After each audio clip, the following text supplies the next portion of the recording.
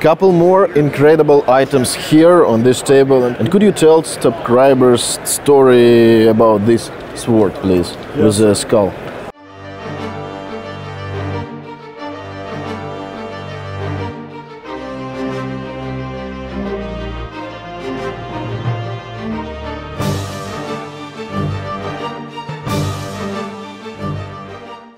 Well, I'm going to put it back in the scabbard. It's a massive sword.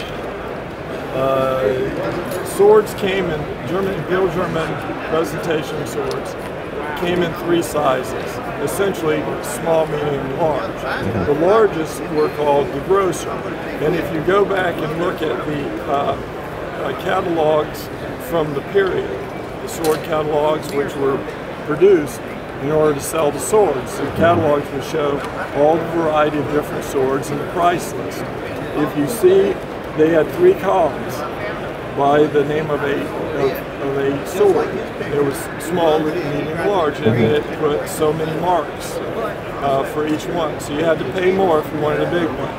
Well, from my experience over the years, the most popular of all the German swords that I've seen is the grosser pattern. The large is just so impressive. And analogously with the Imperial German, Imperial Marine or Navy, they wore a dagger, which there was a standard version for the naval officers, and standard pattern was the blade was about 16 millimeters wide. They are not common, but they also made a grosser pattern of the Navy or dagger, and the price is approximately 5 times as much as the standard model. Yeah. You can get a Imperial German naval dagger, depending on all the things it has, but a standard kind of the standard size for maybe $2,000 to $5,000.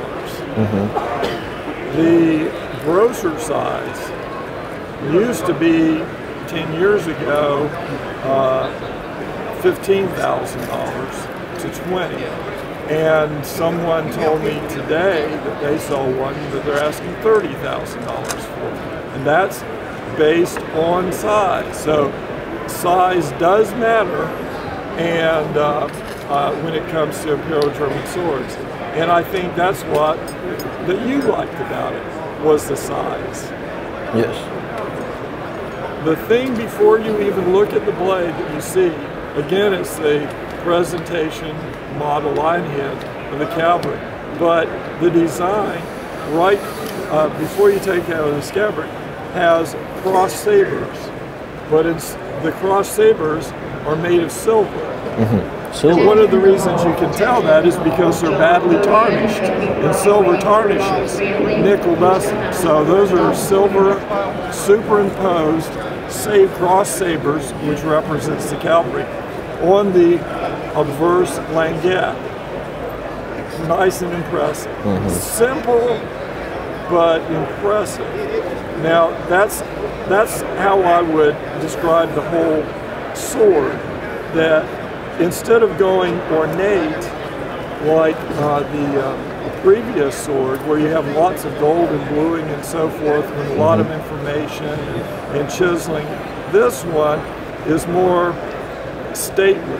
It's more like it has a beauty in the simplicity, like the pyramids, not ornate, very impressive. Yeah. So then you wonder, well, what's inside? I hope something really good. And sure enough, you have the beautiful Damascus blade. Yea, it's Damascus. And then you see that there is the death head, which only a couple of regiments use the death head. But this is a particular style that only one regiment of cavalry in the German army used, and that was the 17th Hussar from Braunschweig. So now you want to make sure that's correct, and you're able to immediately, I'm not touching the blade, you see on the spine the purveyor, and he is located in Braunschweig. So now that's really nice to have it match up what the death head is. That makes me happy. And by the way, that's the purveyor. That in German is Lieferant. That means a distributor. He bought the person bought this from him. That's not the manufacturer. Yeah, sure. And then on the other side, you have the trophies, all in gilt. So it's really stately. It's just not too ostentatious. It's not cramming a lot of writing and so forth in. And then on the back, you see some names and information. And the names are that you have, let's see, F-R-E-L-S, Frels, S/L, which is Leben, his friend, C. Werner, soon Freundliche Erinnerung, and then it has the date of 1892, which is great. Now we know the regiment, we know the name, and the date. So we have a bunch of information. It's 1892. Would you hold on one second? So I went to the 1892 rank list, and which is, by the way, what that means is one of the most common inscriptions in Imperial German swords is from somebody to S/L to another person. That means A is giving it to B. The reason why it's so common is that just about every officer in the Imperial German Army had to go to war school, which is officer candidate school. There were 8 of them. Sometimes you have the name of the school, like Angers, for example, is stated on the blade. It will say so-and-so to so-and-so in remembrance of our time at Angers. And then it will have often it has the date, hopefully, sometimes it doesn't, but more information the better. So the reason that you see them the most is because everybody that was an officer pretty much had to go through OCS training. There were a couple of exceptions, but that's beyond, I don't want to go through that, it's beyond the scope of this video. But it's so common because there's a tradition, when you graduate, you need a sword, and so the tradition was to exchange swords. And so there's more information that I would like to know about that whole procedure, but we know that that's the occasion that was given out. They needed a sword, they got one, and it was an exchange. So I went to 1892, I opened up the rank list, and guess what? It's not there. No, really? Disappointed. Okay. But I've been doing it so long that it wasn't disappointing, because I know from experience, now everybody knows, I hate to give my trade secrets away, but what you need to do is look in the next couple of years later. The reason for that is that if you know how the appointment of officers work in the Imperial German Army, you know that not everybody just graduated and then became an officer. Some graduated and they became an officer candidate for 2 or 3 years. And so this was, he graduated, he got the sword, but he was an officer candidate, and he doesn't appear in the rank list until he becomes an officer. And sure enough, 1895. Here 3 years later. Here he is. And here his name, and it's got Werner right here, and he's in Braunschweig, Hussar Regiment number 17. But something really, really nice, if you look on the reverse here, it was given to him by FRELS. There's FRELS. Also here, yeah. Also in the same rank list, in the same unit. Now, I've got to It's tell double you, much. yeah, so do we think we've got our guy? I think so. Yeah. So, but I've got to let you know that that is not common. I've seen it happen several times, but it's most common that he's not in the same regiment. He will go to another regiment, same year, and so you often have to go to the back of the rank list, find the other guy's name, and see if he appears in another unit in the same year. But that's equally as good. Well, this is the best there is, but it's still good because you find them in the same year. And so, yeah, here we go. And interesting story about Death Head here. Well, the other regiments that used the Death Head Hussar were the 1st and 2nd Light Hussar, but their skull is different. See, the bones in relationship to the skull are different. Yeah, this one of the Braunschweig sits on top of crossed bones. The one for the Light Hussar regiments come out of the jaws, by the jaws of the skull, and that is the one that was then used by the SS, not this one. Yeah, so that's interesting. Really interesting piece and beautiful. A lot of gilding and a lot of bluing inside. Inside well, the HP. It's got number 1 is the design, terrific. Yeah. Number 2 is the condition, terrific. Number 3 is the story. And in this case, you don't even you can do more research about the individuals, but the story also includes the regiment. So a lot of people collect Death Head Hussars. In fact, I would say that it's the #1 collectible of Imperial Germany. The price for anything Death Head is higher than any other area. It's like a tank troops or panzer troops, I mean. Well, it's a lot like for instance, North Flyers.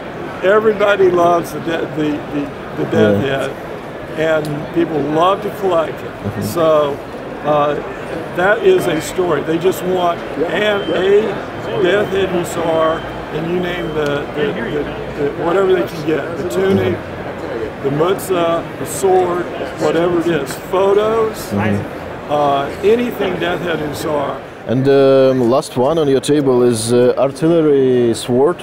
Artillery sword with a lot of gilding too, and with names. Right. Yeah. And so that one is kind of that one is kind of the other side of the coin with this one. This one is massive and simple and powerful, where this one is ornate. It has we love ornate too. Lots of blue and gold, and it has the inscription on the one side. Let's see, that's the reverse side. Here's the front side. The front side has, can you read it? Meyerau to his friend Engelhardt, and it's spelled H-A-R-D at the end. And in my research, I think he actually modified his last name at some point in time. I haven't looked at this, I've had it for a long time, but I seem to remember that he modified his name to add a T at the end later on. Now, the beautiful thing is that it has the dates 92, 93.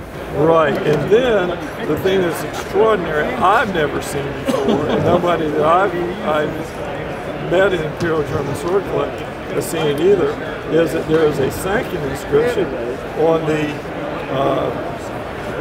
knuckle guard here, which is, can you make it out, the date? I think it's the subsequent. 95. 95. 1895. So, I don't know the whole explanation. And I can tell you, after doing this for 30-some years, I still don't fully understand the exchanging of the swords, exactly how that worked. My question is, if you're meeting at this, is exactly how it worked.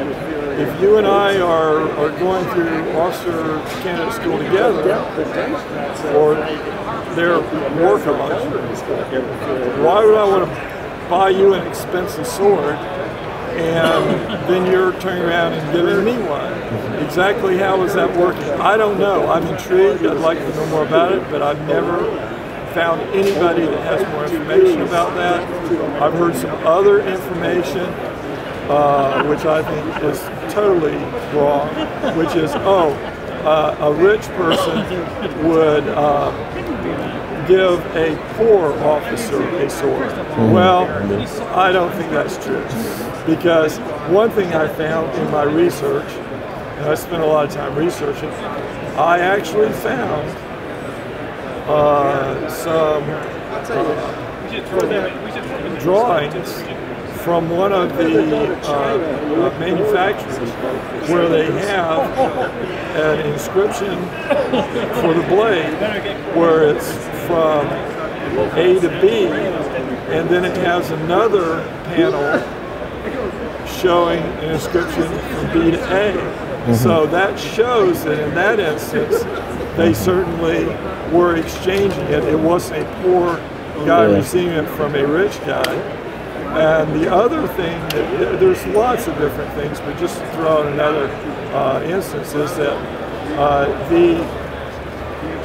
some of the reserve officers tend to have some of the best quality, beautiful pieces because they were not from a noble family, but they wanted to have officer status, which was really important, military status. They had money. They were from bankers and so forth. Now they wanted to have the son go and become an officer and get prestige. And the way to do that was to become an officer in the reserves. And so they could still work the job, but they were in the reserves. And so it filled the need in the status system in the society. But they had the money. So they had really beautiful swords and headgear. They have, this friend of mine collects nothing but Imperial headgear, and he says he prefers the reserve helmets because they are better quality than anything else. They could afford it because it was the last helmet they ordered. I mean for reserve men, when they ordered some expensive helmet, it was last helmet that they ordered in shop because they go to reserve, and it's important for them just for clarity, to order something special. Well, yeah, they had the money. They were often the one-year volunteers. One-year volunteer as opposed to regular draft. In the German army, by law you had to spend 2 years in the German army. But if you had money and could buy your own equipment, the headgear, the uniform, and everything, then you only had to serve 1 year. The government or the army issued the equipment to most people, but they were saving a lot of money by having the person pay for all their own equipment, and if they had that money, they would buy better stuff. So. And did you research something about these names? Or? Yes, and I did. And if you look at the spine, what is it? What city does it? Is there? It's a castle. Castle. Yeah. So It's we've got a guessing. name. We've got a name on here. The last name is Engelhardt. Is that correct? Yes. Okay. We have the artillery the cannons. That means it's artillery. So now we have this man with these cannons. We've got this date, and we've got Castle. So we have 4 pieces of information. So you would want to look for an artillery officer with that last name that served in an artillery unit in Castle. And so we found one. And he had a long career. It's Field Artillery number 11 is where he spent, it looks like, from 1891 through 1910. It looks like he was in the 1 regiment the whole time. Oh, wow. Okay. So, I was going to say that when I look at these things, I have, doing research, sometimes I say it's 100% like with the Braunschweig, like with Shea Stanheim. With this one, I was going to tell you, I'm not 100% sure. Now, I don't know why that there's a date and inscription here and another date and inscription there. I don't know. I don't know if it was given after when he became a lieutenant or after he graduated from. See, there are variables. I have one Imperial German dagger, Navy dagger, with 2 years. 1 year is beginning of zeros, beginning of 19th, and second year 1931. On different sides of the blade here, and so it could be start and finish of serving, or maybe something like that. Maybe he presented his weapon to son or maybe grandson or something like that. Okay. So it could be. Sometimes. But it's interesting. We don't have all the answers. And I was going to say that before I opened the file, that I have a question mark on this. I do research for some people and my friends, and I will say that it could be one of these 3. I don't know which one because we don't have enough information. If I don't have enough information, I tell you, and this was one of those. So let me throw it in this. I've had it where the person is not given the sword in the year that he graduates from the war school. I know that because I have the 2 names and I have the unit, and the unit is maybe 7 years after he entered the Army. Now, okay, maybe he didn't receive a sword gift. He had to go out and buy a cheap standard one, and his friends 7 years later give him this one. I know that's the 2 guys. We've got them both in the same regiment. It's 7 years after he was in. So when I say that this is usually the way it is, the graduation from war school, that is not carved in stone. Life is not carved in stone. We didn't get a book with us to explain all that was going on. Yes. I know this is unusual, this is unusual. He could have been given it. You tell me, this is the best match I could come up with. However, the sword is a work of art. You have one, the style, which is number 1, the style, is a work of art. It's just beautiful, blue and gold, and they have an EA on the reverse, which is his name. AE on the front, so we know that's his. And we're thinking, okay, this is you buy that sword for its beauty, and had a number of people look at it and go, oh wow, because it stands out. The condition is just immaculate. Number two, the condition. It's the number one in beauty, number one in condition. And the story, we don't have all the story. But then if we had more of a story, and he turned out to be a pilot in the First World War, then the sword would cost a lot more because there's a lot more story there. Yeah, sure. So you balance the two out, and you have this were a good piece. Oh yeah, you have to come up with what satisfy you.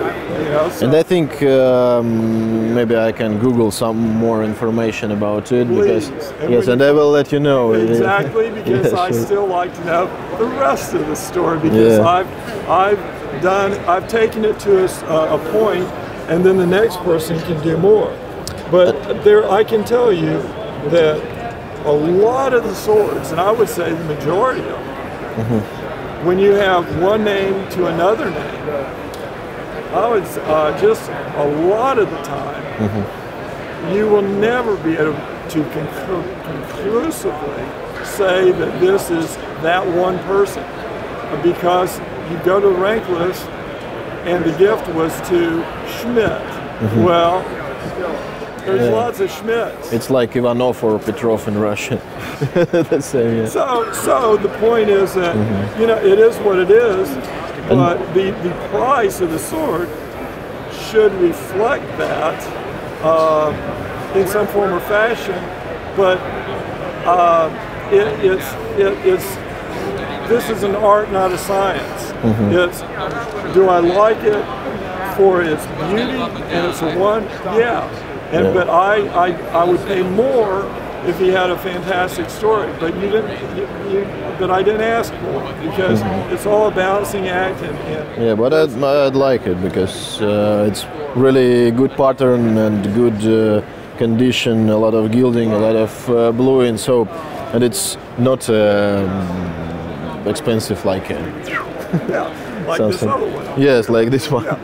And you told this all these things from your private collection. No, this is my collection. Yes, and you told that you would like to buy another sword for. Oh, yeah.